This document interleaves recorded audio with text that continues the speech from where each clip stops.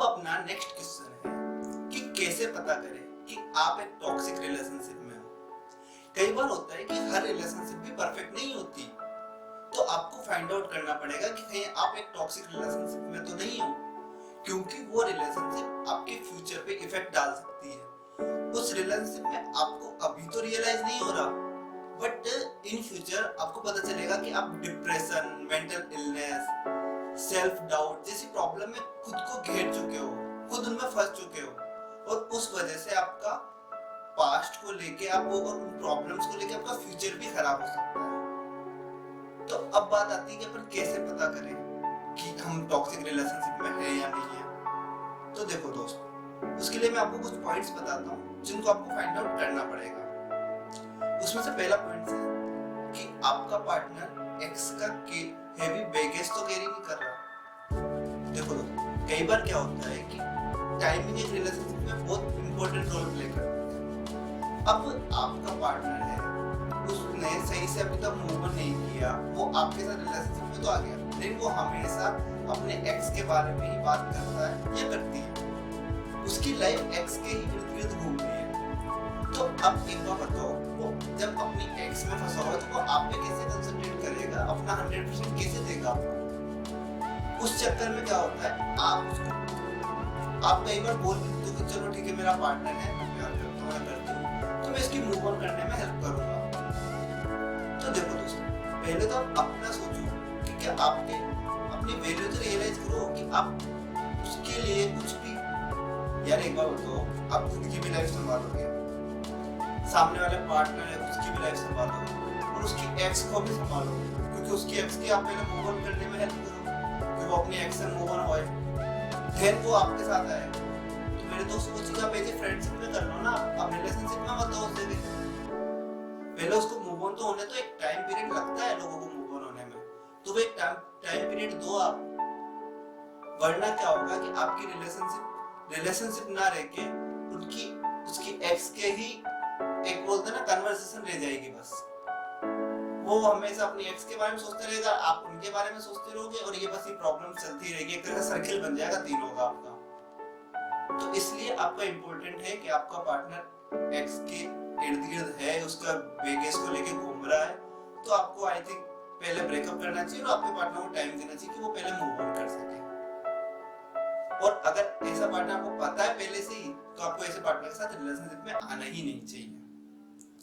अब then second point आता है कि they lied on basis on every time, कि लाइक आपका पार्टनर आपसे डेली बेसिस पे झूठ बोलता है, कोई जरूरत नहीं है छोटी छोटी बातों पे झूठ बोलना। तो एक बार बताओ, जिसकी आदत है झूठ बोलने की, जो हर छोटी छोटी बातों में झूठ बोलता है, उस पर आप कैसे ट्रस्ट कर सकते हो? क्योंकि ट्रस्ट तो करना पड़ेगा ना, रिलेशनशिप बिना ट्रस्ट के तो चलेगी नहीं, ट्रस्ट भी एक इम्पोर्टेंट पार्ट है। और जब आपका पार्टनर बार बार झूठ बोल रहा है, तो आप कैसे मानोगे कि ये बात उसने सच बोली और ये बात उसने झूठ बोली है? तो उस वजह से आपकी रिलेशनशिप डैमेज हो जाएगी या धीरे धीरे डैमेज हो रही होगी। तो उससे अच्छा है कि अगर आपके पार्टनर में ये हैबिट है, तो वो रिलेशनशिप को आप छोड़ दो, क्योंकि आप या तो उसको बोलो कि वो हैबिट सुधार ले, बट हैबिट सुधारने के लिए आप उसको ज्यादा टाइम मत दो, क्योंकि आप उस चक्कर में अपना टाइम और खराब कर रहे हो। आपको लगता है कि आपका पार्टनर सही कर सकता है वो हैबिट, तो ठीक है, बाकी मेरे को कम चांसेस लगते हैं कि कोई पार्टनर अगर वो आपसे जेन्युइनली प्यार करता है तो उसको झूठ बोलने की जरूरत ही नहीं पड़ेगी ना, पहली बात तो वो झूठ बोलेगा ही क्यों? तो इसलिए आप ये चीज पता करो कि अगर आपका पार्टनर आपसे डेली बेसिस पे झूठ बोलता है या फिर छोटी छोटी बातों पे भी झूठ बोलता है, तो वो आपका पार्टनर आपके लिए सही नहीं है, तो आपको उस रिलेशनशिप से मूव ऑन करना चाहिए। देन तीसरा पॉइंट है कि दे लव बॉम्बिंग। ये एक तरह से आप बोल सकते हो कि टेक्निक है, जो लोग थोड़ा सा एक्सपर्ट होते हैं रिलेशनशिप को लेके, जिन्होंने कुछ कई रिलेशनशिप ऑलरेडी रह चुकी होती है, या फिर उनमें ऐसी टेक्निक होती है कि वो क्या होता है कि आपके ऊपर इतना अटेंशन, इतना आपके ऊपर प्यार देते हैं ना एकदम से, कि वो जो आप उनसे इमोशनली टच हो जाता है, आप उनसे इमोशनली कनेक्ट हो जाते हो, तो उससे क्या होता है कि वो जो चाहते हैं आपसे, वो आपसे फिर बदले में ले लेते हैं। वो कुछ भी हो सकता है, जरूरी नहीं है वो फिजिकल एस्पेक्ट चाहिए, वो कुछ भी हो सकता है। तो इसलिए आप ये पता करो कि वो आपके ऊपर प्यार की बरसात ज्यादा ही तो नहीं कर रहे एकदम से, क्योंकि अगर उससे क्या होगा, आप उनकी तरफ अटेंशन आएगा, आप उनकी तरफ कनेक्ट होते जाओगे, बट उनको तो वैसे कभी नहीं, वो तो इस चीज में एक्सपर्ट है, तो वो चीज आपके लिए खराब हो सकती है। देन नेक्स्ट पॉइंट आता है जो चौथा है कि दे मॉनिटर यू। देखो प्यार में एक दूसरे पे नजर रखना एक तरह से मतलब सही होता है कि आप उससे एक स्टेज पे बने रहो, आप एक ही पेज पर बने रहो, आपको आपके पार्टनर की थोड़ी सी बोलते ना अपन को फिक्र होती है, तो इसलिए आपको पार्टनर को ध्यान तो रखना चाहिए, लेकिन हर टाइम ही आपको उनको बगिंग नहीं करना चाहिए, हर टाइम ही आप उनको चेक नहीं करते रहे। अगर पार्टनर आपको ऐसा करता रहता है कि हर टाइम ही वो आपको चेक करता रहता है, तो वो आपकी रिलेशनशिप के लिए सही नहीं है। वो एक तरह से वो आपको रिलेशनशिप, आपकी प्राइवेसी पे पूरी नजर रखे हुए ना, आपका खुद का कुछ तो वजूद ही नहीं रहा, आपकी सारी चीजें आपको उनको ही सब कुछ, आपको डर लगा रहेगा वो कब देख रहे क्या है, तो वो आपकी एक तरह से फ्रीडम से छेड़छाड़ कर रहे हैं, तो इसलिए तो वो भी एक टॉक्सिक रिलेशनशिप ही है। देन नेक्स्ट पॉइंट है कि दे कंट्रोलिंग यू।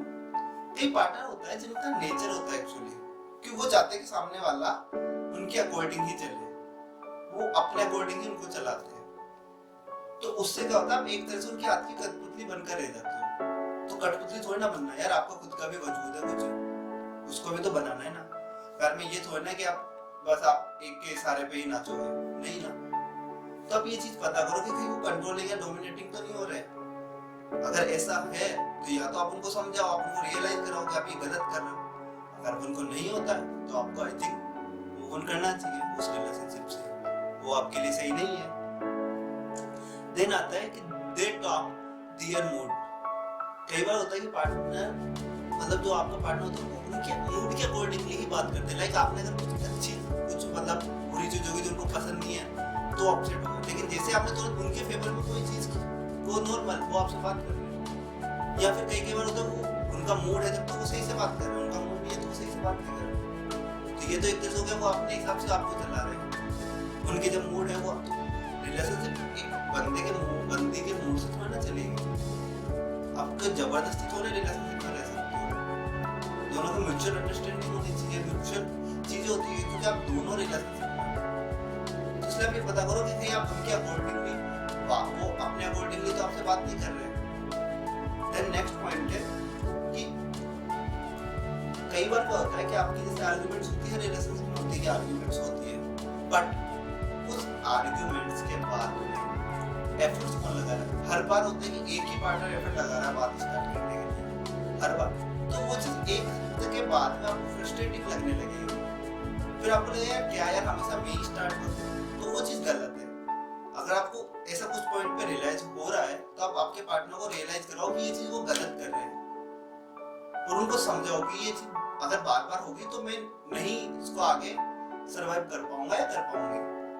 तो आप उनको समझाओ कि ये चीज गलत है जो कि सही नहीं है, बट फिर भी अगर उनको नहीं आता समझ, क्योंकि क्या होता है कुछ लोगों में होता है अपना ईगो एटीट्यूड, तो आप उस ईगो एटीट्यूड को कब तक संभाल लोगे? उस ईगो एटीट्यूड की वजह से आपकी रिलेशनशिप एक टाइम पे आके तो ब्रेक होगी ना, तो वो आगे जाके ब्रेक होगी। उससे अच्छा है कि आप इनको पहले समझा लो, और अगर वो नहीं समझते हैं तो आप एक बार या तो आप एक रिलेशनशिप को गैप दो तो शायद उनको रियलाइज, अगर फिर भी उनको आपकी फिक्र नहीं है तो वो शायद नहीं समझेंगे, और अगर आपकी फिक्र होगी तो वो जरूर समझेंगे। तो ये कुछ पॉइंट्स हैं जिनको आप फाइंड आउट करके आप पता कर सकते हो कि आप एक टॉक्सिक रिलेशनशिप में हो या नहीं हो।